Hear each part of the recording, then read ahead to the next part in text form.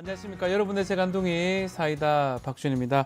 자, 오늘도 시원하고 재미있는 소식들로 여러분의 출근길 함께 하도록 하겠습니다.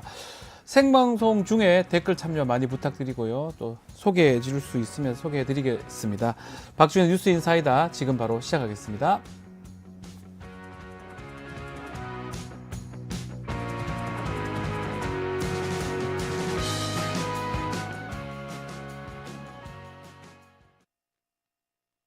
매일 10시 1시간만 투자하면 내 계좌도 10배거.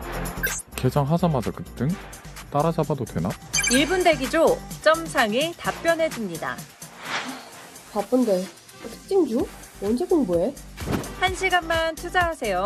점상이 정리해줍니다. 단기로 치고 빠질 종목 없나? 매일 오전 10시 점상이 골라줍니다. 매일 오전 10시엔 점상을 잡아라. 유튜브에서 점상 시크릿을 검색하세요. 바쁜 아침 오늘 꼭 알아야 할 뉴스만 쏙쏙 정리해 드리겠습니다. 듣기만 해도 이해가 쏙 뉴스픽 시간입니다. 자, 오늘도 뉴스토마토의 조성은 기자와 함께 하겠습니다. 안녕하십니까? 안녕하세요. 자, 어제 저희가 화성 리튬 배터리 공장 화재 사건 소식 전해드렸는데 지금 화재 원인을 규명해야 됩니다. 조사 과정에서 구조적 문제점도 드러나고 있다고 하는데 조 기자님이 먼저 상황 설명 좀 부탁드리겠습니다. 네, 지난 24일 발생한 사고는 리튬 배터리 더미에 붙은 작은 불이 일으킨 참극입니다. 네. 수습할 새도 없이 걷잡을 수도 없이 크게 번진 화염은 순식간에 23명의 목숨을 앗아갔는데요. 쌓여있던 배터리에 불이 붙은 지 1분도 채 되지 않아서 불이 더 크게 번졌고, 그리고 그 불을 이제 직원들이 직접 진압하려는 과정도 있었지만 안타깝게도 이제 그 불길이 잡히지 않아서 네. 참극을 맞게 됐습니다. 사망자 23명 중, 그러니까 23명 중에 21명은 현장을 탈출하지 못하고 사실 그 자리에서 숨진 채 발견됐습니다. 손을 쓸 수도 없는 그런 상황이었다고 보이는데 화재 발생 당시에 현장에 있던 작업자들 나름 또 구제 활동을 했다고 하던데요. 네, 불을 끄기 위해서 신속하게 소화기를 분사했고 네. 노력을 했는데 불길이 잡히기는커녕 더 큰 폭발로 이어졌습니다. 아하. 작업자들이 살아남기 위해서 꺼내든 소화기는 일반 소화기였는데요. 이번 같이 이제 좀 규모가 큰 금속 화재는 상당한 고열을 내뿜기 때문에 일반 소화기로 진압하기에는 역부족이라는 게 전문가들의 설명입니다. 그죠? 금속 화재는 불을 끄기가 어렵고 특히나 불길이 확산된 경우에는 더 제어가 어렵다고 하는데요. 이렇게 금속 화재는 한 번 나면 끄기 어려운 만큼 사실 처음부터 화재 자체가 일어나면 안 된다 이렇게 생각하는 분들이 많습니다. 예방이 가장 중요하다는 겁니다. 그렇죠. 정부는 그래서 우선 금속 화재에 대응하기 위해서 소화 약제 개발을 추진한다는 방침입니다. 자, 지금 이 화재 결국 금속 화재 이게 사실 대응하기 어렵다. 우리 지금 전기차 화재 같은 경우도 사실 힘들잖아요. 정확하게 대응하는 메뉴 자체는 사실 없는 건가요? 안타깝게도 네. 리튬 1차 전지는 화재 위험이 적은 걸로 그동안 여겨졌습니다. 네. 그래서 현재 이제 현행법상 산업안전보건법이나 화학물질관리법 규제를 받지 않고 있는데요. 당연히 별도의 대응 매뉴얼도 없는 상황입니다. 전문가들도 바로 이 점이 문제라고 입을 모으고 있습니다. 1차 전지는 주로 군에서 사용하는 무전기나 통신 장비에 많이 쓰이는데요. 폭발 위험이 있어서 늘 보관에 유의해야 하는데 이번 화재 원인 규명의 핵심도 바로 이 보관 수칙이 제대로 지켜졌나, 네, 이게 될 것 같습니다. 네. 자, 뭐 앞으로 좀 잘 지켜봐야 될 부분인 것 같은데, 자, 경찰, 소방당국이 사고 원인을 좀 규명하는 조사를 진행하고 있습니다. 그래서 사고 예방하는 매뉴얼을 좀 만들어야 될 것 같은데 현장 상황도 좀 전달해 주시죠.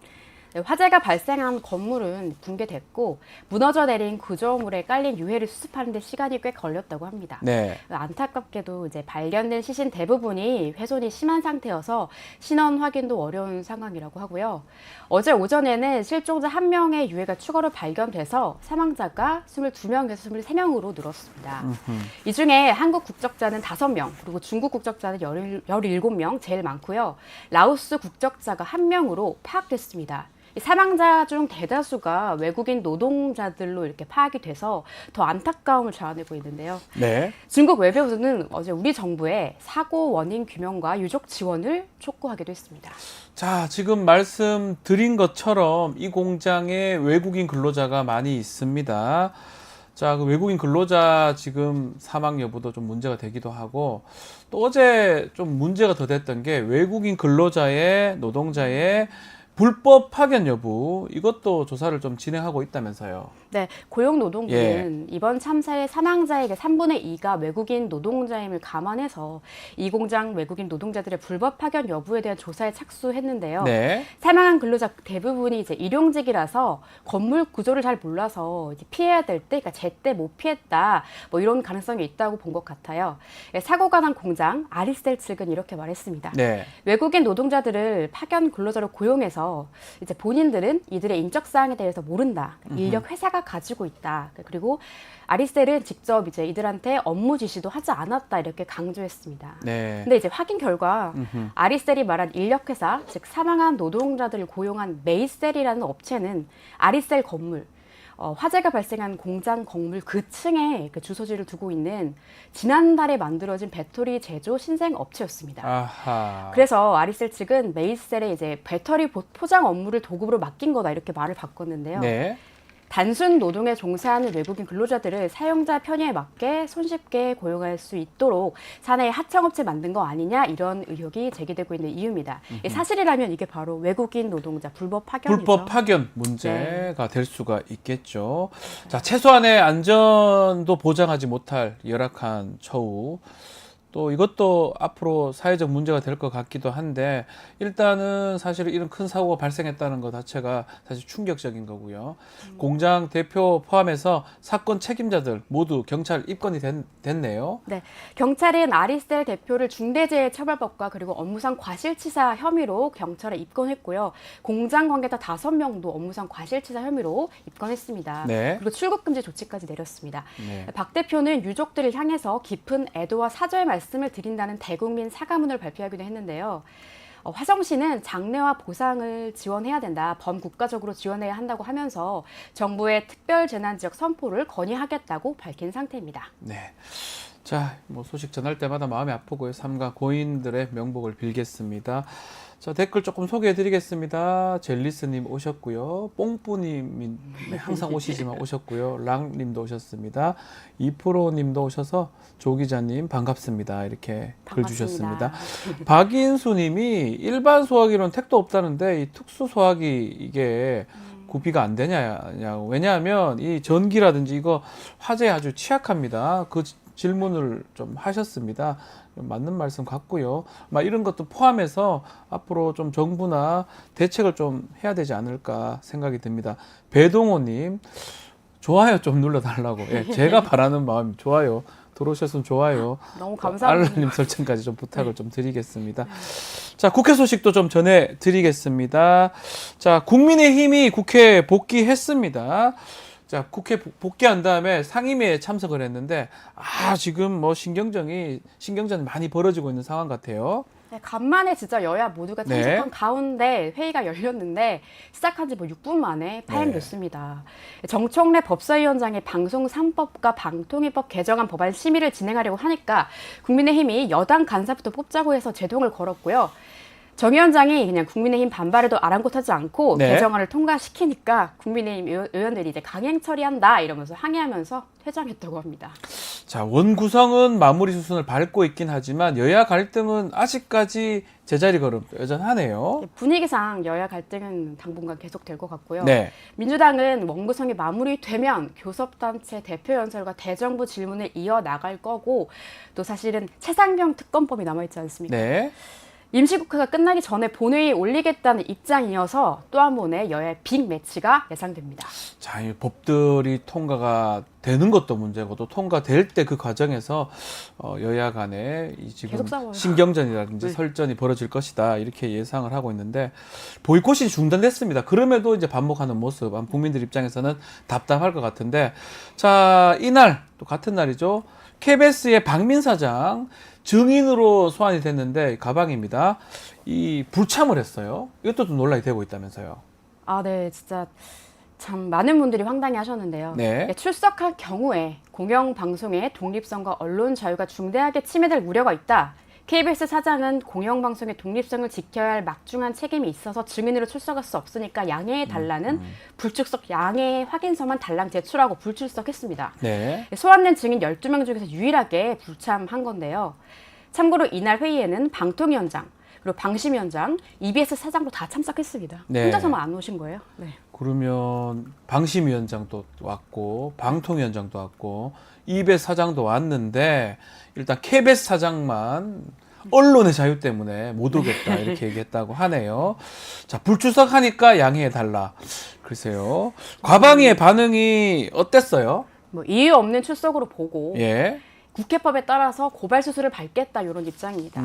최민희 과방위원장은 불출석 양해 확인서를 양해할 수 없다면서 박민 사장의 출석을 거듭 요청했는데요. 네. 최 위원장은 박 사장은 대통령 주재 저출산 고령사회위원회 회의에 참석하기 위해서 KBS 이사회 수신료 분리고지 관련 보고에는 불참했다고 하면서 네.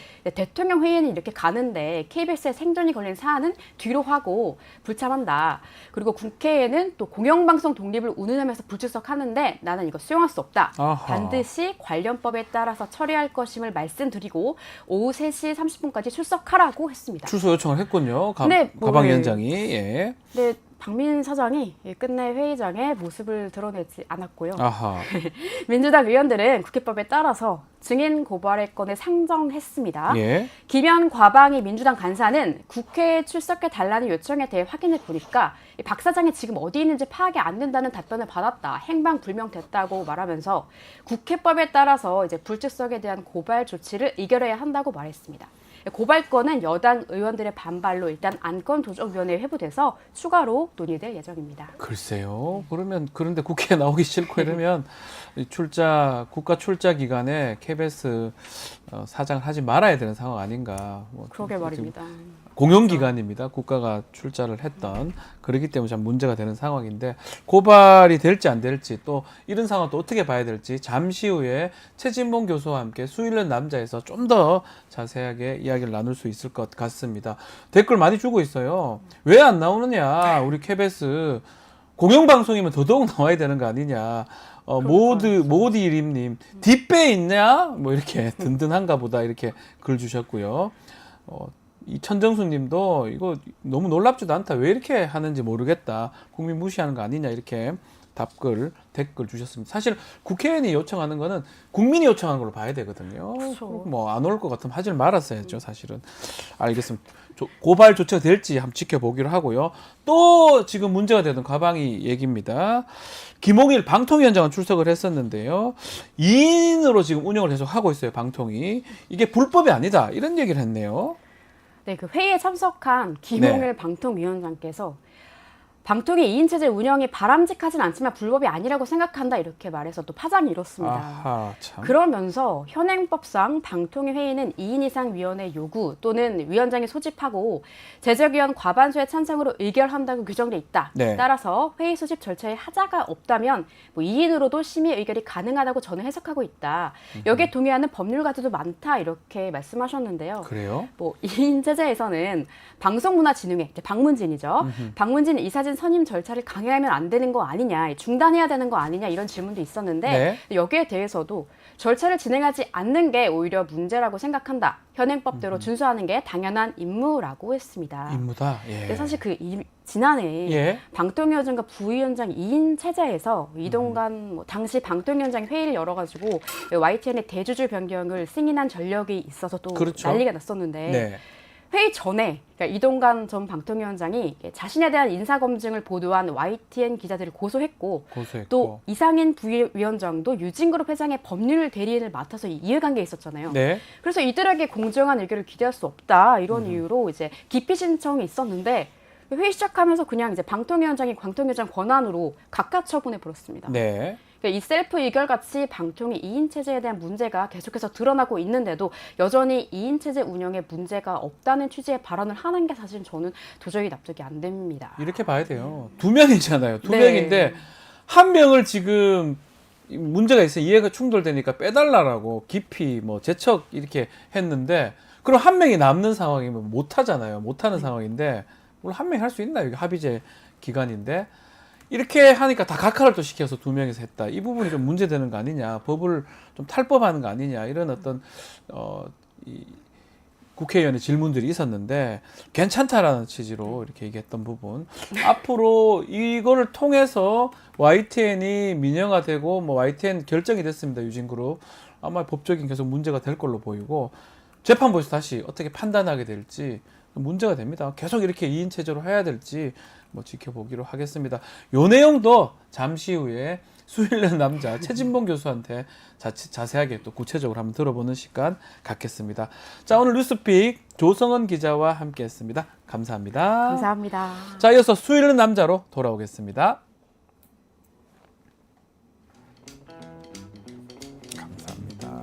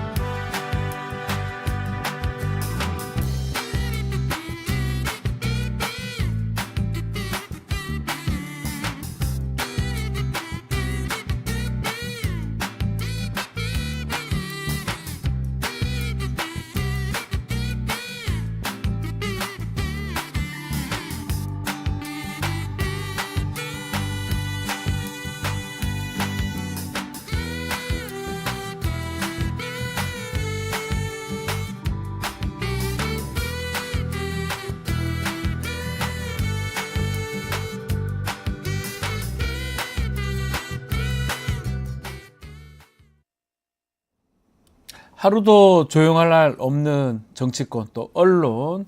자, 속에서 열불나는 여러분들을 위해서 꼭 필요한 분이 오늘 왔습니다. 오늘도 속사포처럼 빠르지만 시원하고 통쾌한 말씀 부탁드리겠습니다. 봉보로봉봉봉봉 최진봉 교수님 함께합니다. 안녕하십니까? 안녕하십니까? 왜 웃습니까? 봉보로봉봉봉봉. 제가 하는 게 아니고 이게 봉보로봉봉 뽕뿌미님이라고 뽕뿌미라고. 팬인 것 같은데 글을 주셔가지고 제가 그대로 옮겨가지고 찾아오는데 힘들었습니다. 더 좋지 않습니까? 뭘 좋아요, 좋기는. 아, 별로입니까? 예. 옛날에 화가 좋아요. 화가 잔뜩 나 있어요. 늘 나 있어요. 아니, 딴 데 가서는 안 늘. 그러시는데 여기 올 여기는 때만 뭐 화가 나요. 일부러 왜 그러시는 화를 내고 와요? 들어오면서부터. 또 어제 보니까 공동정범 되셨던데 그 얘기는 잠시 후에 좀 하기로 하고요. 자, 본격적인 이야기 전에 자, 지난 한 주 동안 어떤 이슈, 정치 이슈가 가장 인상 깊으셨는지. 아니, 당연히 예. 법사위 법사위 보셨군요. 청문회 예. 아주 그냥 시원했습니다. 아. 아니 이렇게 국민의힘 의원들이 없으니까 얼마나 진행이 잘 되는지 어제 보니 어제하고 비교되잖아요. 어제 법사위에 들어와가지고 또 그렇게 예. 발목을 잡고 예. 국민들이 궁금해하는 내용들을 시원하게 그리고 현장에서 직접 그 증인들 불러가지고 질문하고 답변하고 이러니까 거짓말한 게 다 들통이 나잖아요. 그렇죠. 근데 네. 대놓고 아니 증거가 있는데도 부인을 하더라고요. 아니 변호사 입장에서 그런 태도를 법정에서 보이면 어떻게 됩니까 대체? 아, 실형 떨어집니다.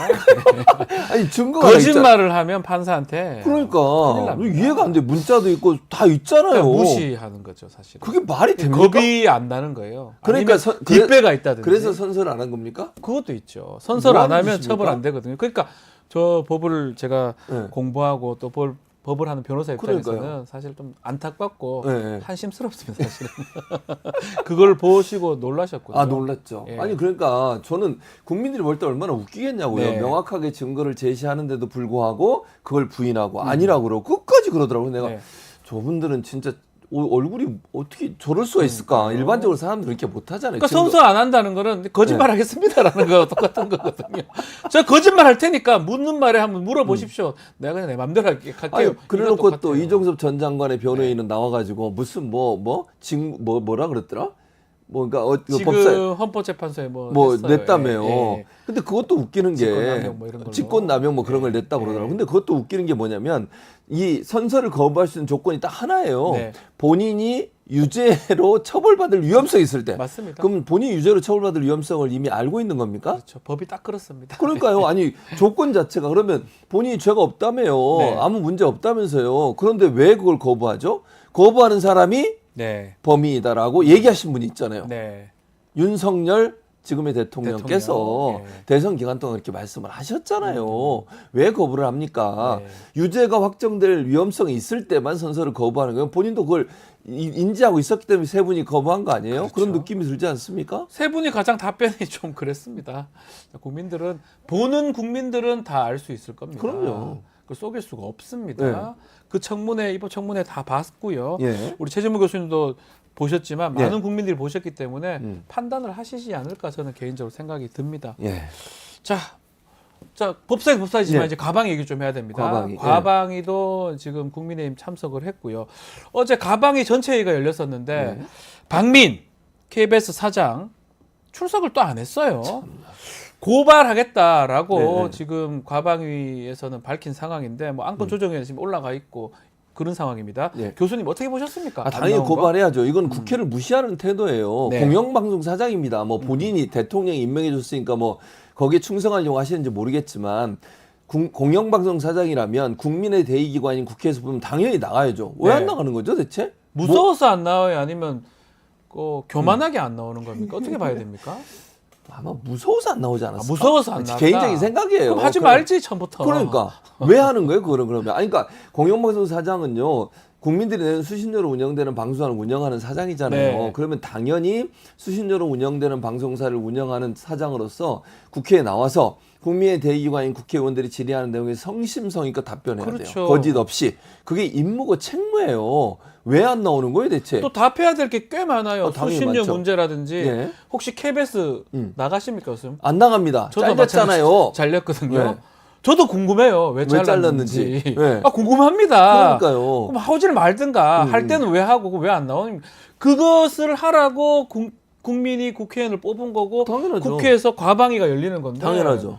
그거 안 나왔으면 안 나온 대로 법적 책임을 져야 되는 정의 거예요. 책임을 져야죠. 아니 이거 이렇게 국회를 무시하는 태도를 보이는 거 그냥 두면 안 돼요. 네. 아니 법에 따라서 처벌해야 한다고 저는 보고요. 네. 그래야 다른 사람도 만약 이렇게 해서 그냥 넘어가 보세요. 다른 사람 다 안 나올 거 하루씩 아니에요. 다 안 나가면 되죠. 뭐하러 그렇죠. 나갑니까? 그러려면 국회가 왜 있어요? 왜 있어야 국회법이 돼요? 왜 있고요? 왜 있고요? 증인들이 출석을 요구했는데 나오지 않으면 정당한 사유가 없이 네. 그럼 국회법에 따라 처벌받게 돼 있으니까 그 처벌의 절차를 밟아야 한다고 생각을 하고요. 이렇게 국민을 무시하는 태도를 보이는 거 꼭 누구를 닮아가고 누구한테 배운 것 같아. 국회를 누가 무시하는 겁니까? 거부권 많이 쓴 사람이 무시한 거예요. 제가 얘기한 거 아닙니다. 예. 그 본인이 얘기했다고 지금 얘기해. 아니요. 거부권 많이 쓰는 사람이 제가 뭐야? 거부권 행사할 수도 없는 사람이고 국회 무시하는 거 아니에요? 네, 거부권 행사할 수 있는 사람은 우리나라에 딱 한 명이죠. 아무리 법적으로 네. 보장이 돼 있지만 네. 입법기관을 존중한다면 거부권 행사는요, 제2요구권 행사는 절제되게 해야 되는 거예요. 절제되게. 네. 그냥 막 남발하라고 준 게 아니에요. 심지어는 국민의 면찬에 거기 가가지고 거부권 있잖아. 걱정하지 마. 이렇게 얘기하는 대통령이 이게 정말 대통령의 직무를 제대로 하는 사람입니까? 저는 네. 아니라고 봅니다. 국회를 존중해야죠. 삼권 분립이 왜 있는 거예요? 국민들의 민의가 국회에 지금 다수당을 야당을 만들어 줬으면 거기에 대해서 겸허하게 받아들이고 네. 국회 의견을 존중하는 그런 모습 보이시기 바랍니다. 알겠습니다. 자, 가방이 어제 전체에 또 좀 더 얘기를 하면 김홍일 방통위원장 또 나왔습니다. 나왔죠. 나와서 2인 체제 운영 뭐 불법 아닙니다라고 답변을 했던데요. 어떻게 봐야 어처구니가 됩니까? 없습니다. 아니, 그러니까 법에 규정돼 있지 않은 불법이 아닙니까? 그럼 원래 법의 취지는 어떻게 되는 거예요? 그렇죠. 법의 취지가 있잖아요.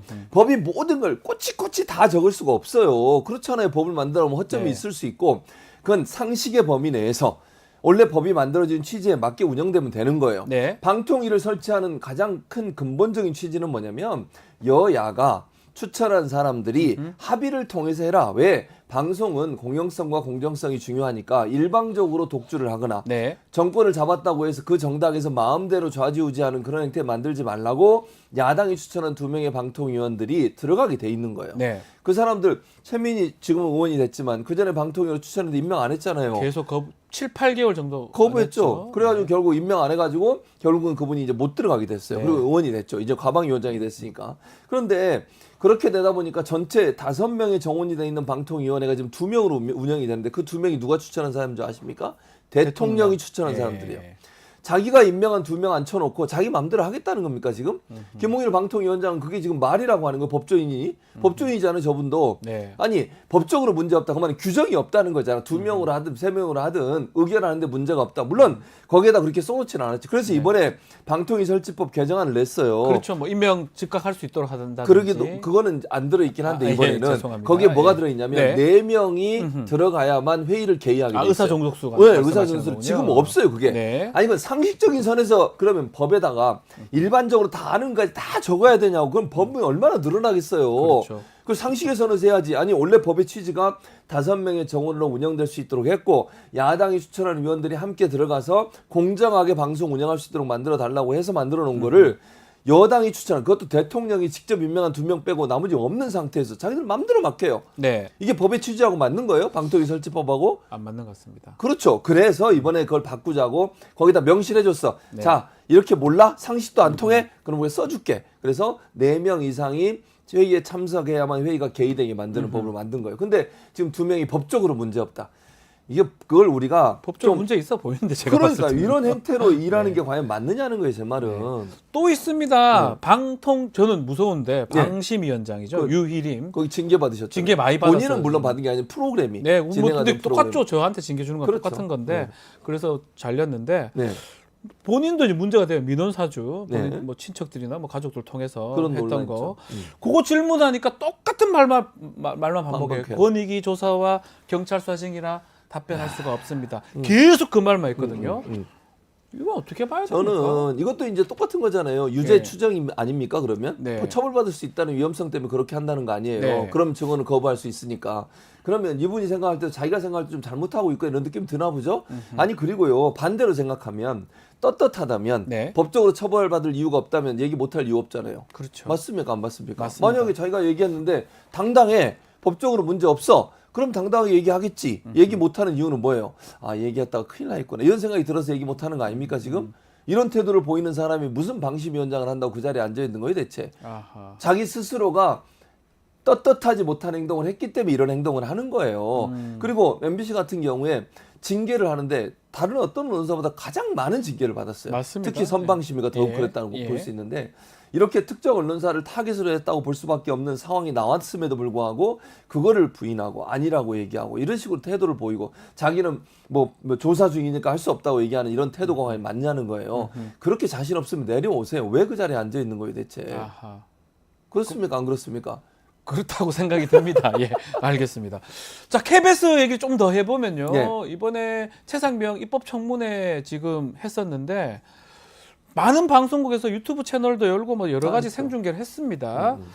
KBS는 안 했어요. 근데 왜 안 했냐고 하니까 예. 야당 단독으로 청문회가 되기 때문에 이거 일방적 입장만 전달하는 거니 방송하는 게 안 맞다라고 지금 그래서 중계하지 않았다라고 얘기를 합니다. 교수님 이거 어떻게 봐야 됩니까? 이거 말도 안 되는 주장이에요. 잘 네. 보세요. 그날 거의 대부분의 방송사는 KBS 빼고 나머지 방송사들은 유튜브를 통해서 생중계를 다 했습니다. 네. 심지어 채널A, TV조선도 했어요. 다 했어요. 다 네. 했어요. 예. 채널A, TV조선도 저 뭐 여기는 안 나오는지 모르지만 네. MBC뿐만 아니라 거의 다 했습니다. 그 모든 언론사, 그 언론사들은 그럼 바보입니까? 이 논리로 따지면 그 언론사들은 왜 한 거예요 그러면? 네. 그리고 국회가 여당 주도로 열리는 야당, 아니 여당에서 자기들이 보이콧하고 들어오질 않았어요. 네. 그래서 국회가 열렸어. 네. 법적으로 문제 있습니까? 전혀 문제 없잖아요. 예. 회의 정족수가 부족했습니까? 국회법에 어긋난 게 있습니까?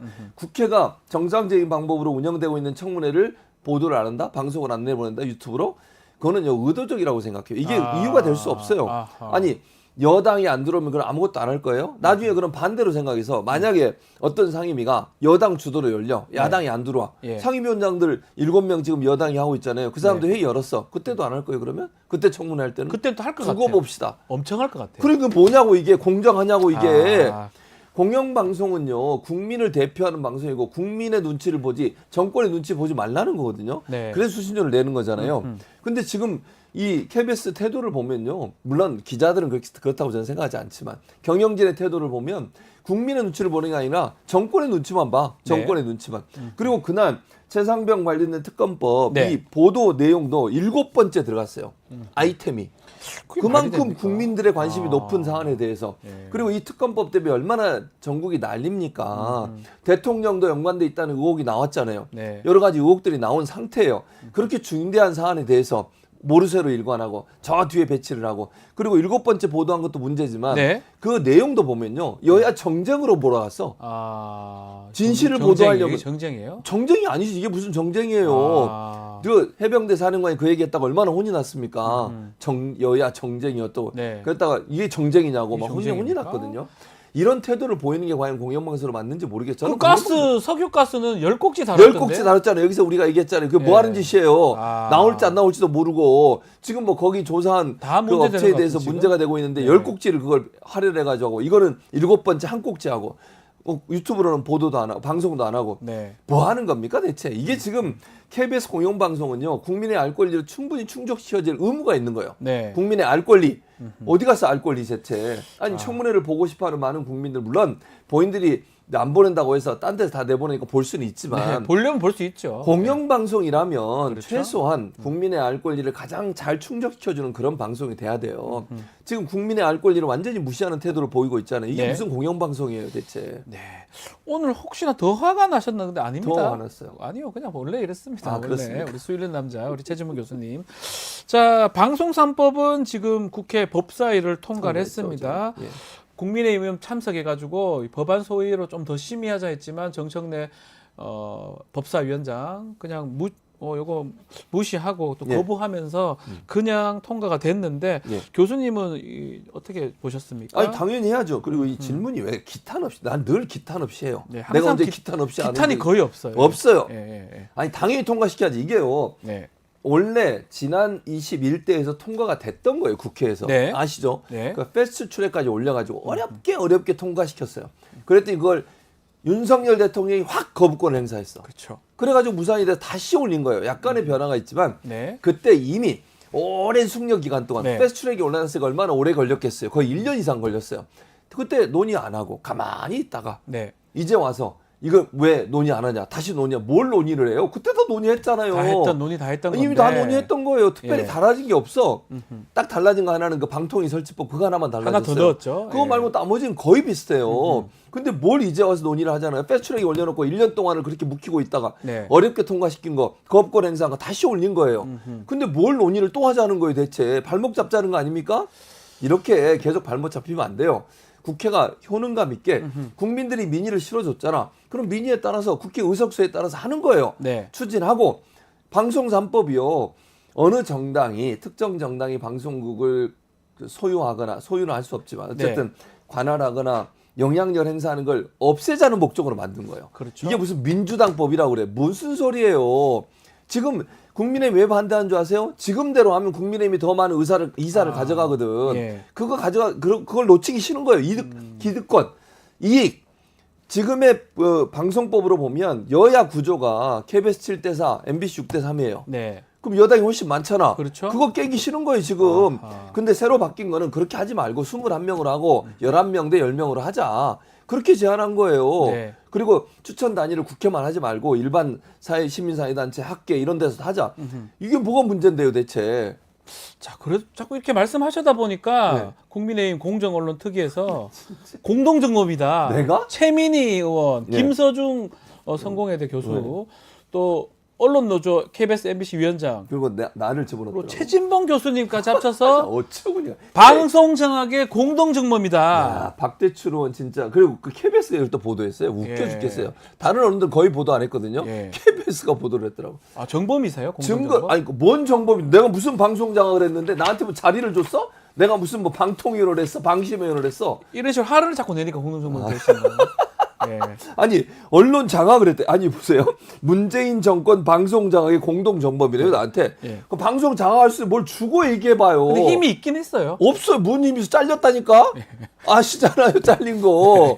아니 내가 맨날 잘리고 어디 가서 내가 무슨 방통위원을 했어요. 방심위원을 했어요. 네. 아니 권력기관에 내가 가기라도 했으면 내가 억울하지도 않겠어. 뭔 내가 장악을 했다. 뭔 장악을 했는데요. 방송 장악을. 네. 증거를 대라고 박대출 의원님.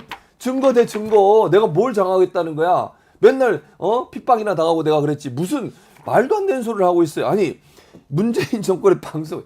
그러니까 내가 뭐 예를 들면 방통위원을 했거나 네. 방통위원장을 했거나 방심위원을 했거나 그랬으면 이게 말이 되잖아요. 제가 봐도 힘이 하나도 없어 보여요. 없었어요. 맨날 당하고만 살았다고. 힘도 없어 보이는데 무슨 나한테 왜 내 이름을 왜 집어넣는 거야 저기다가. 정범이 될 만한 힘이 이씨, 없는데. 진짜 어처구니가 없어요 내가. 예. 아시잖아요. 여기 가서 맞고 저기 가서 맞고 맨날 잘리고. 그렇죠. 그랬었는데. 소리만 지르시고. 이해할 수 없다고 말씀하시는데 조선일보가 어제 이거 방송 3법 얘기하면서 방송 3사의 이 비상임 이사진 확대되면 운영비가 한 38억에 달한다. 이런 기사를 보도를 했습니다. 네. 교수님 생각 이거 어떻게 보십니까? 지난번 내가 한번 여기서 얘기했는지 예. 모르겠는데요. 지금 KBS, MBC, EBS가 정확한 숫자는 아니지만 네. 제가 알기로는 KBS, MBC는 연 한 5천 정도의 연봉을 받아요. 비상임 이사들이. 예. 그다음에 EBS는 4천 정도. 그러니까 숫자로 계산하면 21명이니까 뭐 모르겠어요. 이 정도 고래 되겠지. 계산하면 나오네요. 그렇게 나오죠. 예, 근데 예. 잘 보세요. 네. 그러면 지금 그렇게 지급하고 있어요. 지금. 숫자가 늘어나니까 돈이 늘어난대. 예. 그러면 돈을 깎아. 그러면 되잖아. 뭐가 문제인데요. 그래서 저는요. 무슨 예. 주장을 한 줄 아세요? 네. 이게 방송국 비상임 이사를 그냥 명예직으로 하자 그랬어요. 음흠. 그러니까 일은 하되 보수를 주지 말자. 돈 주지 마라. 안 네. 줘도 돼요. 안 줘도 되죠. 아니 뭐 안 줘도 되는 거예요. 그냥 정말 열심히 방송을 위해서 뭔가 하겠다고 하는 사람 들어오게 하면 돼. 그리고 네. 뭐 이렇게 회비만 주면 돼요. 차비 주고 차비 이렇게. 같은 거. 그 정도 예. 주면 되지. 지금도 실비. 과도하다고 저는 생각해. 예. 그래서 이 시민사회단체나 언론학계에서는 그런 주장이 있었어요. 왜 KBS, MBC한테 이렇게 많은 돈을 주냐? 그것도 비상임인데 상임도 아니고 그걸 깎으면 돼. 이게 뭐가 문제예요? 만약에 돈이 과도하게 들어가? 그러면 그냥 회의비, 실비 차원에서 회비만 주고 네. 주지 마세요. 그러면 돼. 숫자 늘리는 걸 뭐라 하지 말고 그 숫자 늘리면서 이런 문제를 제기하는 게 뭐예요? 그러면 돈이 많이 들어간다고 하니까 그러면 정말 제가 볼 때는요. 정말 열심히 하고 싶은 사람이 들어올 거예요. 예. 그러지 않겠습니까? 자, 당신 들어와서 MBC나 KBS가 제대로 방송을 할 수 있도록 해주세요. 비상임 이사 활동해주세요. 네. 대신 우리가 실비 정도만 지급합니다. 그럼 진짜 하고 싶은 사람이 들어오지 않겠어요? 열심히 하는 사람. 이렇게 들어오려고 하는 이유가 뭐겠어요? 여야를 다 따로 똑같아. 내가 볼 때는. 국민의힘에 추천한 사람 안 그래? 그 사람들도 내가 가서 월급처럼 200만 원, 300만 원 따박따박 매달 받아. 회의만 가는데. 네. 그거 문제지. 아하. 그거 없애라고요. 내가 뭐 하라고 그랬어? 예. 아니 없애면 되잖아. 아니 이렇게 문제가 된다고 생각하면 이사를 늘리는 걸 문제 삼지 말고 그 사람들의 지급하는 비용을 줄이세요. 그렇게 가야 된다? 그럼 당연히. 그러면 저는 더 열심히 할 사람이 온다고 생각해. 진심으로 방송국의 공정한 운영을 위해서 일할 사람이 들어올 수 있다고 저는 봅니다. 그 박준태 국민의힘 의원이 말씀하신 그 민주당하고 민노총 가까운 단체에 이제 일자리 주려고 방송 3법 바꾸는 거 이거 국민이 납득할 수 있겠냐 이렇게 얘기했던데. 아니 방송 3법을 예. 바꾸는 게 민노총과 가까운 단체예요? 자 추천 단위가 시민사회단체가 지금 여기 저한테 뭐 공격하고 이런 데 있잖아요. 예. 이런 언론단체 있어요. 아시죠? 네. 공정언론 뭐 연대인가 뭐 이래요. 예. 거기 시민사회단체 있죠. 언론학계도 그러면 다 진보적이냐? 그렇지 않대. 대부분은요. 언론학계가 뭐 제 개인적인 판단입니다만 네. 진보적인 성향보다는 보수적 성향이 더 강해요. 네. 그런 데 추천해요. 변협이나 이런 데가 지금 변협에 소속돼 계시지만 네. 변협이 진보적입니까? 저 아닙니다. 그렇게 보지 예. 않습니다. 아니라고 알고 있어요. 그렇게 예. 있는데 학계든 변호인 단체든 예를 들면 시민사회 단체 다 진보예요? 무슨 말도 안 되는 주장을 하는 거예요. 그리고 지금 현재 구성으로 보면요. KBS도 여당이 훨씬 많아요. 네. 그래서 지금 사장도 바꿔버렸잖아요. 네. MBC는 지금 그렇게 하려다가 못하고 법에서 그러니까 행정법원에서 재판부, 법원에서. 그렇게 돼가지고 못했어 무산되고 예. EBS도 2명인가를 쫓아냈어요 또 한 명인가 2명을 쫓아내고 또 바꿨어요. 이런 식으로 자기들이 훨씬 더 많이 갖고 있는 상황에서 누가 지금 어디서 뭐 알짜 일자리를 민노총이 준다고 민주당하고 민노총이 누구한테 그런 혜택을 주고 있는데요 지금 누가 더 많냐고 이사가 지금 현재는 윤석열 정권 들어와서 윤석열 정부에 가까운 보수적 성향의 사람들이 훨씬 많아요. 예. 이 사람들이 더 많은 돈을 받고 있는데 그리고 법이 바뀐다고 해서 민노총이 다예요? 무슨 민노총이 추천도 아닙니까? 아니잖아요. 네. 아니 이런 논리가 왜 나는 이해가 안 돼요. 이해가 이렇게 안 된다. 말도 안 되는 또 더 황당한 건 최악의 경우에 63명의 공영방송 이사 중 90%라는 57명이 민주당과 민주노총 관련 인사들이래. 이런 말도 안 되는 주장을 논리적으로 맞지도 않아요. 예. 알겠습니다. 아니 내가 아까도 얘기했잖아. 그렇게 돈이 아까우면 돈 주지 말라. 아 주지 말라고요. 무보수 명예직으로 해요. 너는 그러면요 더 정말 제대로 된 사람이 올 거라고 생각해. 지금처럼 이렇게 방송 이사를 서로 하려고 난리치는 것들이 다 돈 때문에 그런 것도 있어요. 네, 돈 안 주면 안 주면 오히려, 되잖아. 오히려 나을 것이다. 그럼요. 저는 그렇게 하는 게 맞다고 봅니다. 자, 요 얘기도 한번 짚어보죠. 방송 3사 2023년도 광고 매출액이 아주 전년 대비 큰 폭으로 감소를 했는데 예. KBS, MBC가 특히 많이 줄었어요. 이거는 어떻게 봐야 됩니까? 아무래도 이제 방송국이 기존의 지상파 방송사들이 영향력이 떨어지고 있죠. 그러다 보니까 결국 이제 광고 시장에 대부분이 이제 디지털 미디어, 그러니까 네. 소위 유튜브라든지 이런 다른 매체 쪽으로 많이 가요. 온라인 쪽으로. 온라인 같은 경우에는 광고의 장점이 뭐냐면 타겟층이 명확해요. 그렇죠. 그러니까 그 사람들에게 정말 필요한 광고를 할 수 있는데 지상파는요 너무 넓어요. 불특정 다수라고 우리가 부르잖아요. 보통 네. 특정되지 않은 다수의 사람들을 대상으로 방송을 내보내니까 광고 효과가 떨어져요. 그러니까 예를 들면 박지훈 변호사가 뭐 이런 게 휴대전화 가지고 열심히 검색했어. 네. 그 다음날 광고가 와. 그 예. 검색한 내용에 대해서. 맞아요. 알고리즘이죠. 예. 그러니까 이쪽으로 많이 광고가 넘어가요. 그러다 보니까 지상파들이 어려움을 겪고 있는 게 맞고요. 네. 광고 매출이 점점 줄어들고 있는 상황이에요. 그래서 결국 뭘 합니까? 요즘 PPL, 협찬 네. 이런 거 많이 하잖아요. 많이 봤죠. 예. 그런 상황이어서 앞으로도 저는 그렇게 될 거라고 생각합니다. 지금의 지상파는 규모를 줄여야 돼요. 네. 저는 그렇게 생각하고요. 그래서 물론 뭐 지금 있는 분들을 내보낼 수는 없지만 자연스럽게 제작 인원이 감소되는 부분은 새로 뽑지 않고 가는 방향으로 갈 가능성이 있고 이제는 예전에는 지상파 방송사가 모든 걸 다 했어요. 제작, 네. 송출까지. 그렇잖아요. KBS도 송출하는 부서가 따로 있었어요. 맞습니다. 근데 예. 지금은 그럴 필요가 없어요. 왜? 다 IPTV로 보잖아. 아하. 송출은 다 없애야 돼요, 이제는. 예. 그리고 제작만 해야 돼. 그걸 이제 PP라고 그러는데요. 네. 이제 유튜브 채널처럼 물론 규모는 더 크겠지만 그런 노하우를 가지고 프로그램 제작에만 집중하고 네. 송출 문제는 이제 IPTV나 다른 플랫폼을 통해서 할 수 있게 돼 있으니까 제가 볼 때는 뭐 꼭 필요하다면 송출할 수 있는 곳 공영방에서 한 곳만 놔두고 나머지는 송출 기능 제외하고 네. 인력을 좀 줄이고 조직을 좀 개편할 필요가 있다는 생각이 듭니다. 자, 계속해서 다음 이슈도 한번 살펴보겠습니다. YTN 문제인데요. 뭐 방통위가 YTN 그 최다 출자자 유진그룹 승인을 했습니다. 요거 국회가 자료 제출 요구를 했는데 거부를 했어요. 기업의 영업상 비밀이 포함되어 있다 이런 건데 어떻게 봐야 됩니까? 이건 진짜 말도 안 되는 얘기예요. 네. 왜냐면요. 자, 예를 들어서 일반 기업에게 그걸 요구하라면 기업상 비밀이라고 얘기할 수 있죠. 네. 방송, 특히 이제 보도 채널 같은 경우, 공영방송이나 보도 채널 같은 경우는 방통위 승인을 받게 돼 있습니다. 네. 사업자를 변경할 때는 그럴 때 모든 자료를 다 가서 검토를 해야 돼요. 이게 정말 이 회사가 공정하게 방송을 운영할 수 있는 능력을 갖고 있는지, 네. 재무적으로 튼튼한 회사인지 하는 부분들을 잘 검토해서 하게 돼 있어요. 그럼 이미 방통위에 모든 자료는 넘어와 있겠죠. 왜 네. 심사를 해야 되니까. 이런 투명하게 심사하는 과정을 통해서 이 기업이 방송을 제대로 운영할 수 있겠다는 능력이 확인될 때만 허가를 해주는 거예요. 근데 왜 그걸 공개 못 하겠다는 거죠? 예를 들어서 방송에 투자하거나 방송을 인수할 생각이 없으면 그럴 필요가 없어요. 네. 공개할 이유가 일반 기업이니까. 그 유진그룹은 YTN의 최저 출자 주주가 되겠다는 것이고 그렇죠. 그것은 결국 방송의 공정성 확보를 위해서 투명하게 공개된 자료를 가지고 검증이 필요한 거예요. 방통위 2명이서 했잖아요. 네. 2명이서 앉아가지고 이거 보고 일반 국민에게 공개도 안 하고 특히 국회 같은 경우는 만약에 비밀이 필요하다면 국회의원들한테만 제공하고 외부에 노출 안 아하. 하면 돼요. 예. 그럼 되는 거잖아요. 예. 그런 범위 내에서 검증을 받아야 돼요. 정말 제대로 했는지. 만약에 정말 정부 입장에서 정부의 말 잘 듣고 예를 들어서 네. 뭐 유준이 그렇다고 제가 단정적으로 얘기하는 건 아닙니다만 정부의 말 잘 듣고 정부가 시키는 대로 할 것 같은 사람만 뽑아서 했다고 하면 그건 문제잖아요. 문제되죠. 그걸 검증해야 되잖아요. 방통위 2명이서 그것도 대통령이 임명한 2명이서 결정한 사항이 정말 공정했는지 제대로 잘 준비됐는지 하는 부분에는 검증이 필요한데 그 검증을 국회가 하겠다는데 자료를 제출 안 해요? 그러려면 왜 방송국이 인수를 하겠다는 거야? 하지 말라 그러면. 하지 말아야죠. 아. 근데 이미 넘어가 버렸잖아요. 예. 그러면 당연히 저는 자료 제출해야 된다. 이게 해야 무슨 된다. 기업상 비밀이에요. 아니 그럼 방통위에 넘길 때는 기업상 비밀에 넘긴 거야 그러면? 그게 말이 안 되잖아요. 네. 알겠습니다. 지금 방통위 방심위 얘기하는데 방심위가 KBS, MBC 패널 특히 네. 라디오입니다. 패널이 불공정하다고 국민의힘이 제기한 민원 이번에는 또 행정지도 이게 중징계 아닙니다.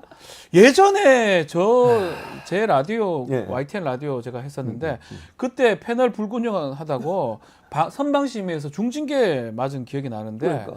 또 달라요. 이거 그러니까. 어떻게 봐야 됩니까? 이게 보세요. 중징계 해 하려면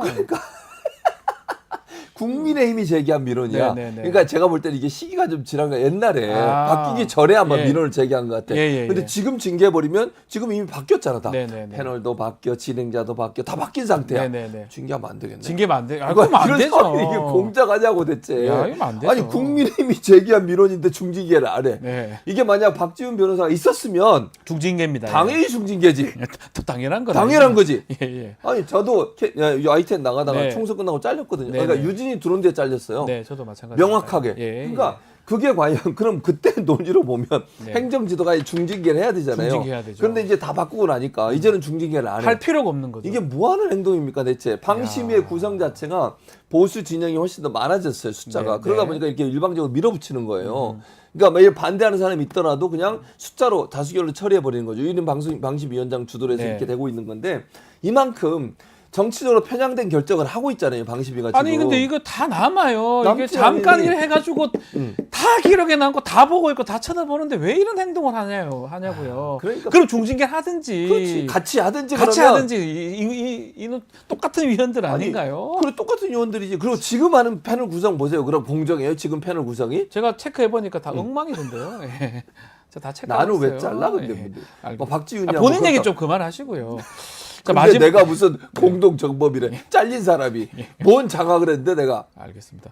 그 마지막으로 그 언론 자유 관련된 이슈도 한번 짚어보겠습니다. 네. 자, 윤석열 대통령 그 후보 시절에 그 명예훼손 혐의로 그 신학님 전 위원장, 언론노조 위원장입니다. 김만배 그 대주주 두 사람 구속영장이 발부됐는데 요거 지금 좀 논란이 될 것 같은데 저는 그렇게 또 말은 크게 없는 것 같기도 하고요. 그러니까요. 이게 구속영장 발부되는 게 맞습니까? 저는 개인적으로 맞지 않다고 생각해요. 네. 왜냐하면 김만배 신앙님 두 사람의 녹취가 있잖아요. 네. 그러니까 김만배 씨를 만나 신앙님 씨가 녹취를 한 내용이 있어요. 그걸 근거로 해서 기사를 썼어요. 그리고 김만배 씨가 했던 말이라고 인용해서 쓴 거예요. 네네. 근데 그게 왜 문제가 구속영장이 되나요, 청구 그게? 구속이 왜 되는지 내가 이해를 잘 못하겠어요. 예를 들면 네. 녹취가 없는데 본인이 지어서 얘기하고 네. 예를 들어서 네. 그랬다면 모르겠어요. 그렇죠. 그건 녹취가 문제가 되죠. 예, 그건 문제가 존재하고 있다니까 녹취가. 예. 아니 그리고 기자 입장에서 어떤 사람을 인터뷰하면 녹취를 했어. 네. 그러면 예를 들어서 김만배 씨가 이렇게 얘기했다. 김만배 씨는 이렇게 얘기했다. 이게 왜 문제가 되냐고요. 문제될 게 없죠. 그걸 왜 신앙님한테 아, 이게 이- 설사 물어요? 문제 된다 하더라도 구속까지 할 필요가 있나요? 아니죠 당연히. 그러면 언론의 자유는 어떻게 되겠어요? 이제 언론도 녹음해서 기사 써도 구속당하는 거야 구속당할 수 이제는. 있죠. 녹음해서 네. 아니 그걸 다 확인하래. 아니 그러면 자 예를 들어서요. 지금 조중동도 인용해서 많이 얘기하잖아요. 거의 다 인용하죠. 사실 아닌 내용도 나오잖아. 많죠. 이재명 대표 관련해서도 그래. 구속영장 청구서 이재명 대표 측이 대장동 개발 비리 은폐에 대한 허위 네. 프레임 조작이라고 지금 예. 적시했다는 거잖아. 예. 이것도 사실은 검찰의 주장만 가지고 기사를 쓴 거예요. 그럼 네. 이것도 구속해야지. 구속시켜야죠. 사실이 아니라면. 네. 이게 지금 이번에 구속영장이 나온 이유가 뭐냐. 녹취를 했더라도 그게 사실인지 확인하고 쓰라는 거야. 그러니까 구속영장을 친 거야. 어찌 하긴 합니까? 그거? 그러니까 말이 안 되잖아. 어떻게 확인하는데요? 검찰이에요? 강제 수사권 있어? 그럼 왜 이재명 대표 관련된 것 이렇게 막 써대도 검찰이 일방적 주장을 막 써대도 그냥 놔두잖아요. 네. 그거 구속 왜 안 하는 거야? 그건 왜 기소 안 해요? 말이 됩니까 이게? 이해하기 좀 어렵습니다. 이해하기 어렵습니다. 예. 앞으로 또 이렇게 명예훼손 사건에서 또 구속영장 이런 게 또 발부가 될 수 있을지. 그럼 기사 못 써요. 예. 아니 윤석열 대통령이나 정부에 대한 비판적 기사 썼다가 네. 다 구속되는 거잖아. 기자들이 기사를 쓸 수 있겠어요 이러면? 언론 자유를 위축시키는 거예요. 헌법에 명시되어 있는 네. 표현과 언론의 자유를 억압하는 행동이에요. 반헌법적인 행동이에요. 네, 알겠습니다. 오늘도 아주 화끈하게 랩을 해주신 최진문 교수님께 감사의 말씀드리겠습니다. 고맙습니다, 최진문 교수님. 감사합니다. 화를 좀 줄이십시오. 알겠습니다. 네, 이제 끝났으니까요. 예. 자, 최진문 교수님과 함께했습니다.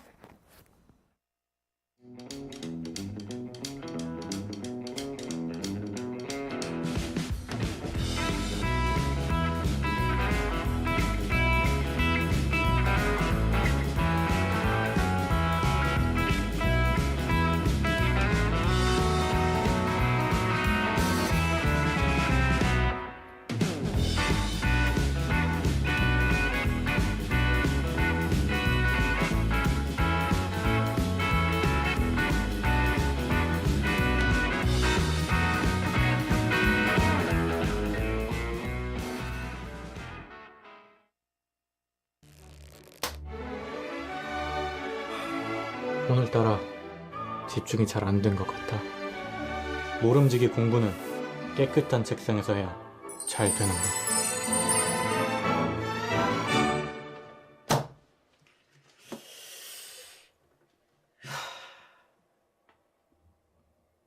피곤한데 내일 할.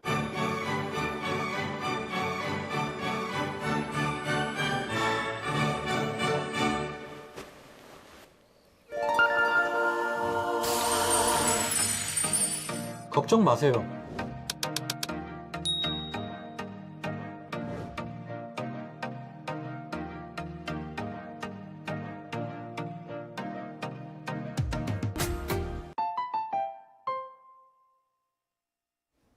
자, 오늘 수요일 역사 속 이야기를 진실과 심리 얘기로 풀어보는 투베쇼 시간입니다.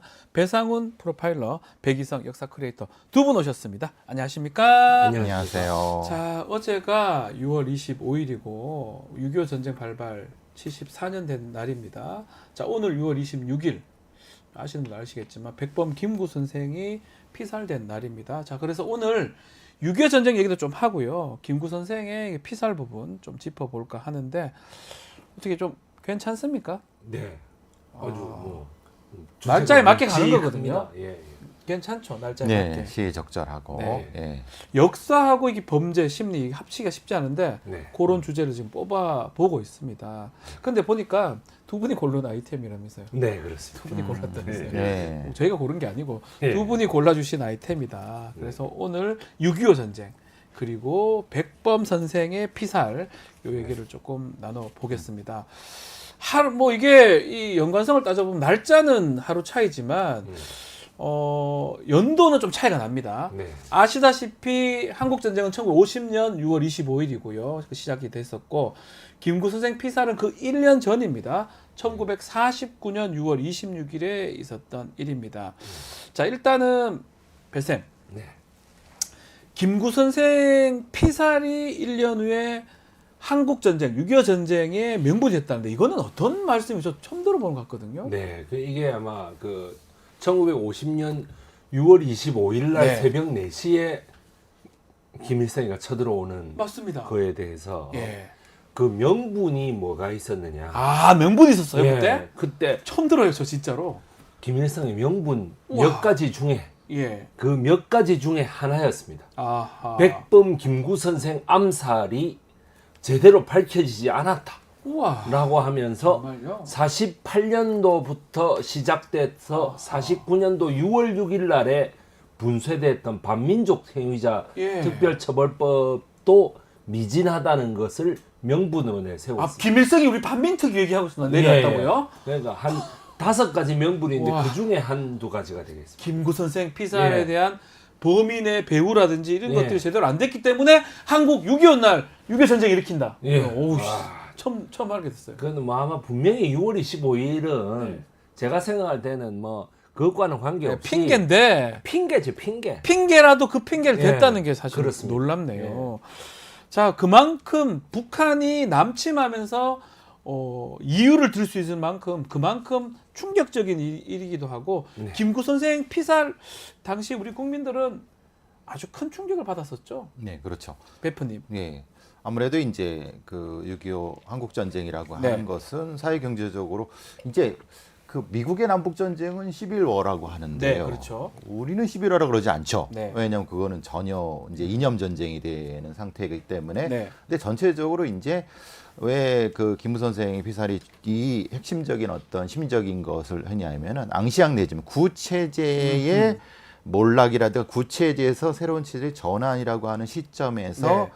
구체제의 전체적인 것을 정신적으로 책임졌다 아니면 무엇인가를 가장 그 크게 의지하는 어떤 존재가 사라지는 느낌. 아하. 그러니까 말하자면 김구 선생은 사실 이전에 독립운동이라든가 이런 거에 거의 큰 그냥 기둥이죠. 기둥 같은 그 분이죠. 기둥인 네. 분이 갑작스럽게 흉탄에 사라지는 상황이 우리 국민들한테는 남이나 북이나 상당히 큰 충격이었고 북쪽도 충격이었다는 거죠. 큰 결국은. 충격이었죠. 예. 이게 그 충격이었기 때문에 김일성도 그거를 빌미 삼아서 빌미 했다는 삼아서 거죠. 했다. 그러니까 남북 모두 예. 충격이었던 부분이라는 것이 김구 선생과 한국 전쟁의 큰 연결점이 되는 거죠. 자, 근데 좀 뭐 놀라운 일은 김구 선생이 피살되기 1년 전인 1948년입니다.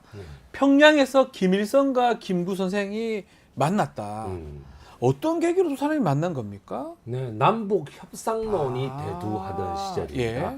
김구 선생이 끝까지 나는 안 간다. 걱정하지 마라. 이런 식으로 해놔놓고 그렇게 이철성 씨 같은 사람들이 반대 데모를 하는데도 네. 이렇게 그 끝까지 밀어붙여서 이 학생들을 해산시키고 네. 몰래 가는 이런 예. 형식을 통해 가지고 야. 결국 평양을 갑니다. 평양 남북 연석회의네요. 네. 예. 그래서 남북 협상론인데 이때 이제 김구 선생의 눈치를 보던 네. 우사 김규식 선생도 네. 같이 동행을 아, 하게 되죠. 김규 선생도 같이 가는군요. 예. 북한. 그래서 북쪽에. 그 평양에서 사김의 회담이 이루어지거든요. 김일성. 김일성, 그 다음에 북한의 김두봉, 아, 김두봉. 예, 그 다음에 또 저 김구, 김규식 아. 이렇게 사김 회담이 우와. 이루어진다라는 것입니다. 평양에 가서 아마 뭐 통일해야 되는 거 아니냐 뭐 이런 네. 얘기 좀 하려고 갔던 것 같습니다. 예, 네, 4월부터 중요하죠. 5월까지. 예. 왜냐하면 김일성은 친속, 김두복은 뭐 연안파, 그렇죠. 친중, 예. 그러고 김규 선생은 뭐 중도 정도. 네. 사실 그 김구 선생 같은 경우는 사실은 보수의 핵심이죠. 사실은. 그렇죠. 보수죠. 그러니까 예. 전체적으로 아우를 수 있는 사김의 회동은 상당히 중요한 부분이 있었죠. 네. 자, 이 지금 백이성 우리 쌤하고 또 우리 베프님께서 김구 선생 피살하고 6.25 전쟁 연관성을 조금 알려주셨는데 네. 저는 좀 우리 베프님한테 좀 질문 드리고 싶은 게 이렇게 김구 선생님의 이 죽음을 좀 이용해서 전쟁을 일으키는 김일성의 심리 좀 궁금해요. 보통 이걸 이제 네. 자기가 그걸 대신하고 싶은 거죠. 아, 김구 선생을 대신하는 김일성의 심리죠. 자기가 대신하고 싶다. 왜냐하면 김일성은 예. 당시 나이가 굉장히 어렸습니다. 젊었었어요. 아주 뭐 예. 어리다고 보는 게 맞겠죠. 아, 사실. 어리다? 왜냐하면 예. 김구 선생에 비해서는 사실 피생이밖에 안 됐죠. 네네네. 근데 사실은 김구 선생의 큰 어떤 업적이나 후과를 자신이 대신 짊어진다. 그러니까 왜 너희들은 김구 선생이 흉탄에 사라지게 뒀느냐? 아. 그 책임을 아하. 너네 남쪽 정권에 물겠다라고 하는 게 김일성의 심리고 그것은 이른바 김구 선생의 것을 자기가 홀라당 네. 도둑질하겠다는 그런 심리가 되는 거죠. 그렇죠. 절대 안 됐지만은 그렇게 해서도 안 됐지만은 김일성은 그런 심리를 통해서 네. 나름 자기 자신의 어떤 만족감이라든가 북쪽에 있는 여러 사람들한테 그것을 계속 전파하고자 했죠. 근데 김구 선생이 김일성한테 좀 당했다 전략적으로 네. 이런 의견도 있던데 이건 어떤 얘기입니까? 아, 그거는 예. 그거는 저 솔직히 말해 좀 낭설입니다. 아, 낭설이다. 예, 그거는 그 김구 선생이 그렇게 간단한 인생을 살아온 사람이 아닙니다. 그렇죠. 그 네. 맨 처음에 협상하는 장면을 제가 좀 구체적으로 말씀드리자면 네. 이렇게 이제 데리고 올라가서 이제 만나자 했는데 김일성이 굉장히 자신만만하게 말이죠. 이 평양의 대회당을 보여주면서 네. 뭐 대한민국에 이런 거 있느냐 말이죠. 막 이러면서 이 나오니까 김구 선생이 싹 웃으면서 한 명을 딱 제시합니다. 예. 최동호라는 사람을 아하. 제시합니다. 예. 그러니까는 김일성이 이러고 들어오다가 갑자기 고개를 팍 숙이면서 최동호 누굽니까? 최동호가 바로 화성의숙. 아하. 화성의숙이라고 옛날 만주에 예. 독립군 학교가 있었는데 김일성이 거기 출신입니다. 아. 그래야 최동호 선생이 김일성이 가장 존경하는 은사였던 거예요. 아. 불 밀듯이 딱 들이대니까 완전히 그냥 김일성이 엎드려가지고 어이구 선생님 오셨습니까 하면서 그 꼼짝을 못했던 그런 상황이었습니다. 네. 너는 내 급이 아니다라고 김우 선생은 그 전략이 있으셨던 예, 거예요. 예. 어디 감히 니네 선생님과 나는 동급이지 너는 이런 거였죠. 야, 전략적으로 당한 게 아니고 김구 선생님이 진짜 다 겪으셨잖아요. 예, 뭐. 우리 또 독립운동하면서 노련하기가 김일성 이럴 데 그냥 없죠. 예. 피레미로 봤어. 뭐 33살 김일성 그건 예. 뭐 아유. 예. 아마 그래. 그랬던 것 같은데 예. 자 이렇게 백범 김구 선생의 죽음 또 6.25 전쟁 연결이 돼 있는지 좀 몰랐는데 조금 과거적으로 좀 들여다보면요. 자 6.25 전쟁이 어제가 74주년이었어요. 당시 대한민국 74년 전 6월 25일 어떤 하루를 맞이했던 겁니까? 역사적으로 좀 말씀 주십시오. 새벽 4시에 그 전쟁이 터졌습니다. 네. 새벽 4시에 전쟁이 터졌는데 그 김기협 역사학자의 아버지죠. 네. 그 아버지의 그 뭐야 일기를 보면은 고등학교 그 국어 교과서에도 나오는데 네. 아침에 출근을 하려고 버스를 기다리는데 네. 아무리 기다려도 버스가 안 온다. 버스가 안 오더라. 예. 예. 그러더니 갑자기 라디오에서 예. 모든 군인들은 복귀하라. 아하. 예, 모든 뭐 군인들은 복귀. 왜냐하면 그날이 바로 군인들의 휴가 날이었어요. 휴가 날이니까. 예. 휴가 날이었기 때문에 군인들을 전부 다 복귀시켜야 되는 거예요. 네. 그런 상황이었던 겁니다. 그래가지고 6월 25일 날 갑자기 뒤통수를 두드려 맞듯이 전쟁을 겪었던 것이 모든 대한민국 국민들의 그거였습니다. 아, 깜짝 놀랐겠네요. 그 1년 전에 49년 6월 25일은 뭐 어떤 날이었냐 하면은 네. 6월 25일, 26일에 걸쳐서 미군이 한국에서 철수합니다. 아하. 6월 26일하고 6월 30일까지 5일간에 걸쳐가지고 미군이 철수하거든요. 네. 자, 남북 협상론이라는 게 어떻게 가능했냐 하면은 미국과 소련을 철수해라. 미국과 소련을 철수하면은 그때부터 순수하게 우리 민족끼리 통일을 한번 아하, 해보겠다. 우리 민족끼리. 라고 하는 김구 선생의 노선이 그였는데 미군이 철수하는 첫날에 세상에 김구 선생이 흉탄에 맞아서 돌아가신 겁니다. 예. 그래서 당시에는 미국이 떠나는 걸 이용한 어떤 불안한 심리, 그 불안한 심리가 팽배해서 안두희가 그 쏴 죽였다는 말까지 있을 정도였습니다. 네. 네. 자, 지금 뭐 50년 6월 25일로 돌아가 봤는데요. 또 그 전에 미군이 철수하는 과정, 그 과정에서 또 백범 선생이 돌아가시는 모습도 얘기가 좀 됐습니다. 여기서 조금 네. 설명이 필요한데 네. 우리가 이제 북한군에 의해서 일방적으로 많이 밀렸죠. 네. 그렇지만 그건 지도부의 무능이었지. 아하. 거기에 참전했던 많은 국군이라든가 이런 분들, 학도병 이런 분들은 진짜 목숨을 걸고 열심히 싸웠습니다. 네. 그들의 어떤 그런 것은 절대 간과돼서는 안 됩니다. 그리고 실제로 무장 수준이라든가 여러 부분에서는 우리가 북한의 탱크에 대한 가려졌지 상당 부분 우리 부분도 강조할 것들이 많습니다.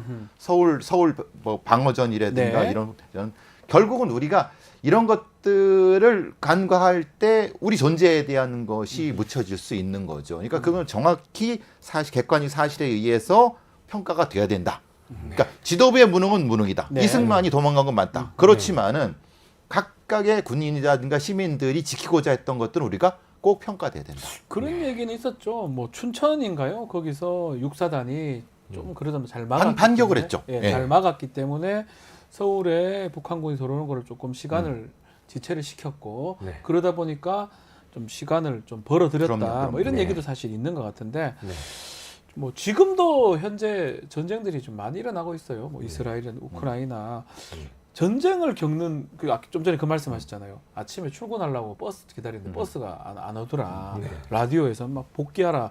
그러니까 전쟁을 겪는 국민들 심정은 어떨까? 뭐 우리 그러니까 지금과 50년도의 그 국민들의 심정이 다르겠죠. 왜냐하면 나라를 뺏기고 되찾은 지 정말 불과 5년밖에 안 됐는데 전쟁으로 뭔가 절단나고 그 절박한 심정은 네. 진짜 하늘이 무너지는 느낌이었을 거예요. 그렇기 때문에 우리가 지금 겪는 심정과는 많이 다를 거라고 생각을 하고 그래서 그분들은 그만큼 무엇인가 절실한 부분에서 어떤 같이 뭉치고 단합했다는 부분인데 문제는 지금도 사실은 다르지 않죠. 네. 이 전쟁이라는 건 사실 비참한 겁니다. 전쟁은 다 비참한, 사실 비참한 것 것이고 우리가 지켜야 될 것의 가치가 분명히 필요한 부분인 거죠. 네. 자, 우리 댓글에 우리 투베쇼 기획 아주 좋습니다. KT24님 프로파일러와 역사학자의 만남 여기밖에 없습니다. 뉴스 인사이다에서만 볼 수가 있습니다. 오늘 김구 선생님 그 피살 사건 또 그리고 6.25 전쟁 두 가지를 좀 연결해서 얘기를 하고 있는데 6.25 전쟁 당시에 좀 비참했다. 네. 뭐 이런 사건들 뭐 기억나는 사건들 좀 전달해주고 싶은 사건들도 있을까요? 저는 막 6.25 초기에 네. 우리나라가 이렇게 가면서 네. 그 태극기 휘날리며에 봤습니다. 예. 이은주 씨가 이은주 씨 본인이 지금 돌아가셔가지고 예. 제가 언급하기가 좀 그런데 이은주 씨가 영화 속에서 죽죠. 보도연맹 그 김수로 예. 한테 예. 죽잖아요. 예. 그런 사고가 너무 많았다는 민간인 학살, 양민 학살 사건들. 예. 아하. 이른바 보도연맹이라고 해서 가입시켜놓고 네. 국가가 그거를 아니 분명히 반성하겠다고 해서 가입시켰는데 네. 그거를 오히려 살생부로 해가지고 죽여버리는 아. 이런 경우가 너무 많았다. 예, 예. 그래서 전체 한 95만 명의 희생자 가운데 네. 이 보도연맹원으로 죽은 사람이라든가 그 다음에 51년에 그 미군이 오폭을 해갖고 죽은 사람들 이런 사람들 다 합치면은 거의 50만 명 가까워. 더 많이 죽었네요. 그거. 예, 그러니까 왜냐하면 병사들이 한 30만 명 돌아가셨거든요. 아니 그렇게 따지면은 민간인 학살이라는 거는 병사들은 그나마 총이라도 들고 싸우다가 죽었지. 이거는 민간인 학살이라는 건 그냥 대놓고 죽이는 거 아닙니까? 맞습니다. 바로 그것 때문에 저는 정말 비참한 모습들이 뭐 경산 코발트 광산이라든지 뭐 아니면은 뭐 대전 형무소 학살 사건이라든가 이런 데서 자꾸 일어났다라고 하는 사실이 정말 전쟁의 상처로서 인민군이 남하함으로써 거기에 동조할 것이다. 뭔가 여기에 협조해가지고 반란을 일으킬 것이다라고 하는 우리 저 법조인이니까 잘 아실 거 아닙니까? 뭐를 했다라는 예. 행위의 그게 아니라 뭐 할 것이다라고 하는 이거가 아. 사형의 이유가 된다는 게 나는 이해가 잘 지금도 안 됩니다. 예, 예. 전쟁은 희생자인 건 두려움 때문에 미리 이런 일이 벌어지는 겁니다. 말하자 양민학살, 그러니까 흔히 말하는 국가 폭력이죠. 네. 국가 폭력에 의한 제노사이드라고 하는 것이 예. 범죄가 되는 이유가 그겁니다. 뭘 해서가 아니라 네. 할 것 같으니까. 예. 너 할 것 같지? 예. 너 느껴? 너 나쁜 놈 같은데? 그래서 하는 거예요. 이건 아니라는 거예요.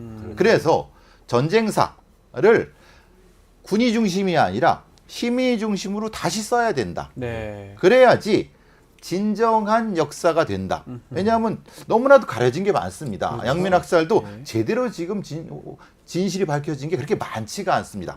아시는 것처럼 사실 실제로 이게 뭐 여순 사건이라고 네. 뒤에 뭘 붙이던 네. 그것도 지금 아직 해결이 안 된 부분인 거고 그렇죠.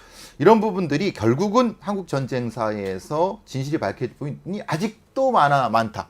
그 두려움을 우리가 극복해야 된다. 네. 그 당시 존재했던 두려움이 지금까지도 유지되기 때문에 진실이 아직 밝혀지지 않은 겁니다. 지금 말씀처럼 북한군이 이 양민들, 국민들을 살해하거나 죽인 게 아닙니다. 네. 지금 말씀처럼 이 사람들이 북한에 가입할 가능성이 높다는 이유로 범죄를 저지르거나 뭘 한 적이 없는데도 불구하고 불러 모아가지고 다 학살했던 게 이게 이른바 보도연맹 사건이죠. 그렇죠. 각 지역마다 그 보도연맹. 왜 보도연맹을 만들었냐 하면 보도연맹 만들어 놓고 예컨대 옛날에 인민 뭐 이렇게 공산당 그런 거 있으면 또 그 이현주 씨 같은 경우는 그 태극기 날리며에서는 예. 배급품 좀 더 받으려고 배급금 일부러 받으려고 가요. 하죠. 왜 그 실제로 그런 데 가족들이 많습니다. 가입하면은 가족 더 주니까. 더 주니까 네. 가족끼리 한꺼번에 가입해 그래 한꺼번에 나중에 다 죽여버리고 그렇죠. 이 사람은 사실은 네. 공산당하고 사회주의 이런 거하고 관계도 없는 사람인데 네. 그 배급품을 좀 더 받으려고 가입을 했는데 네. 나중에 전쟁 터지니까 국가가 막 분류하기도 귀찮고 이러니까 싹 다 죽이보자 네. 이래 된 거잖아요. 그렇습니다. 이게 사실 가장 비참한 거고 네. 계속 역사적으로 진실을 밝혀내고 있긴 하지만 아직까지도 그렇죠. 다 못 밝혀낸 것 같기도 네. 하다는 생각이 듭니다. 그런 부분들이 가장 저도 뭐 사실 충격적이기도 합니다. 그렇죠. 예. 네. 실제로 이제 하여튼 어디서 저희 가족에 대해서 네. 말씀드렸지만 네. 저희 가족이 대표적으로 그런 아. 희생자. 아, 맞습니까? 이게 몰랐습니다. 좌우 대립 부분 때문에 이게 아직도 안 만나요. 네. 사실은 우리 큰아버지들은 안 만나요. 왜냐하면 좌우 대립해서 서로 예, 예, 학살의 주체와 객체가 됐기 때문에 예. 왜 안 만나냐? 두려워요.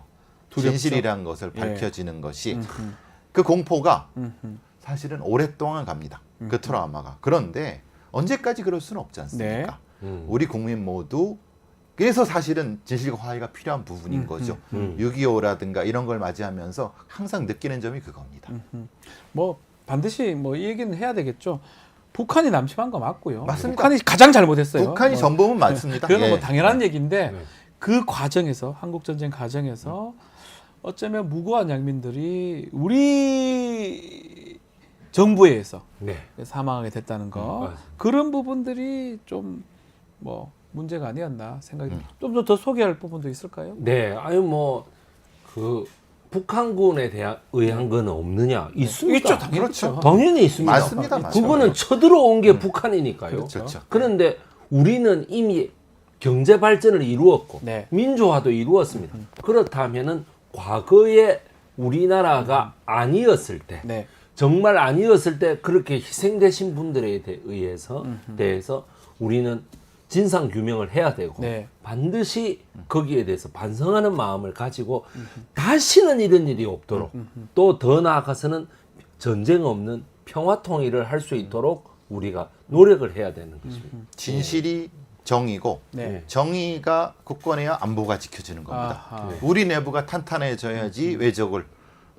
물리칠 수가 있는 그렇죠. 거죠. 네. 이것을 두렵다고 감추고 배제하면은 실제로는 우리가 약해지는 겁니다. 네. 우리 스스로 강해지려면 진실과 정의를 찾아야 된다는 거죠.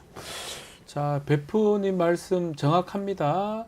전쟁사를 좀 민간인 주도로 다시 한번 재해석해보자라고 사브라타님도 말씀 주셨고요. KT24님과 배동호님, 배상우님한테 그런 좀 아픔이 있었군요. 이렇게 또 네. 그 얘기를 하고 있습니다. 저희가 이제 저 태백산맥, 네. 태백산맥 맞나요?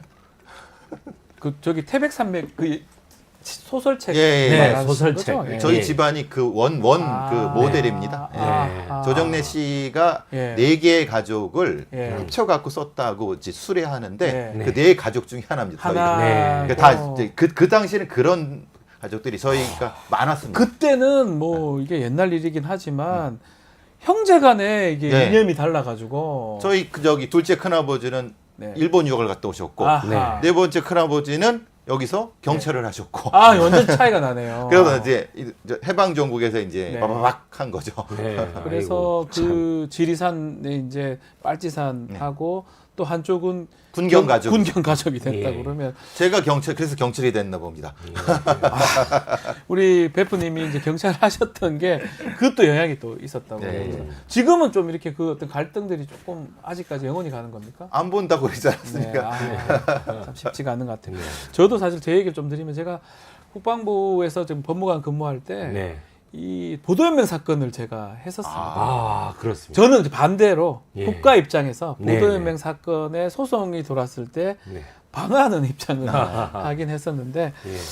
제가 좀 많이 졌어요. 네. 제 마음은 그렇더라고요. 네. 국가가 줘야 되는 거 아니냐. 근데 네. 그 외에 뭐 소멸시효 문제라든지 이런 예. 것 때문에 사실은 지금은 뭐 일정 부분 다 금액들이 했는데 저는 영원히 이런 것들이 네. 끝까지 국가가 네. 책임을 좀 져야 되는 거 아니냐 이 네, 생각이 그렇습니다. 들거든요. 국가 사실 책임자. 독일 보십시오. 네. 끝까지 반성하고 끝까지 국가가 책임지려고 하지 않습니까? 네네네. 우리는 아닌가요? 맞습니다. 네. 국가가 책임져야 될 부분은 꼭 책임을 좀 져야 되는 게 아닌가 생각이 듭니다.